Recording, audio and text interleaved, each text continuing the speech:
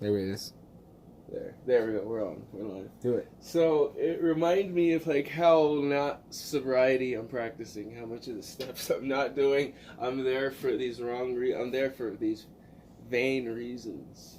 Not to really work my steps, not to really find a sponsee, not to really find a sponsor. I'm just kind of there. Which is weird, the fact that, one, you don't have a sponsor, right? You have like Jack, who's like more of a mentor, but not, you don't work the steps with him. You kind of fucked around with Bob for a while, didn't really, but you could, essentially, you don't have to have a sponsor to sponsor somebody, and like, you're 4 years into it, like, you could be so, yeah. Yeah. I see. Into action is it seems like the point of this, right? Go on. My major turmoil and noose hang-ups that were killing me, the drink, the drugs, to the point of no return, and that I'm not going to make this life if I don't quit. Those were removed from me, so now I'm complacent, I'm contented, I'm living off of family, I'm living off of a job I get to spend more than half my paycheck the way I want to spend it. I'm not really you look at my sobriety and it's, he's clean shaven, he's not the gutter drunk. You don't know exactly what I'm up to as far as, what I do. That's not the point. The point is that I'm there and I'm not really working the steps, and the money responsibility is what hit me.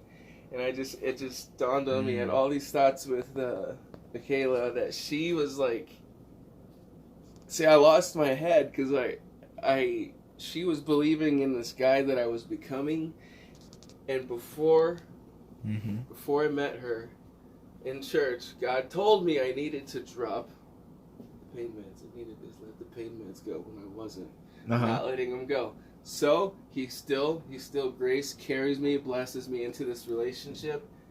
I'm in it. I'm wavering. I'm being the man that we all need to be, and I'm like genuinely loving myself, like proud of myself. Aside from this little side thing where I snort, methamphetamine. Yeah. But subtract that, and I was convinced that I'm the same man. I'm just not strung out, and I'm not withdrawing. If I subtract those two facts out of my life, I'm the same man. Okay. And so that was never the case. I never embraced that. She waited for me to quit using, but what happened was I used her and let her down in these key ways as far as financial responsibility and how she would gauge whether I think, like, I claimed the kids were my number one and I wanted to be responsible for them, but I was spending the money that should have been on them, on me. Were they taken care of? But we were just breaking even, and then we had an extra $200 to $100 a month that was going into my addiction. I see. Okay, weird. So that shit. So you could have been definitely more fiscally responsible. Yeah. But I mean that's part of just growing and learning. We got. I thought she was such a bitch for who she is today that I'm the victim. I'm like, oh fuck her. Oh, are you realizing? So this is you're realizing because don't get me wrong. Personally, I think she is a bitch, but I'm not saying you didn't fuck up. No, the woman, she was... You're saying that maybe you like her seen in a different light now. As a whole, she parties, she drinks, she's promiscuous.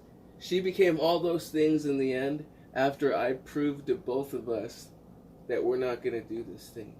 We're not going to follow through. We started this awesome foot going up and up, seeing God's grace and blessings, growing in our own lives, gonna get married, having plans in the future, and then I stagnated, and then I just started using more and more and more, and then these key elements happened that just totally eliminated any love that she had, and also love for myself I had. I said, man, stagnation is evil, dude. It's like that's where it comes from. Like, the stagnation is as good as walking backwards if you're not moving forwards. Anyways, hi. Grandma.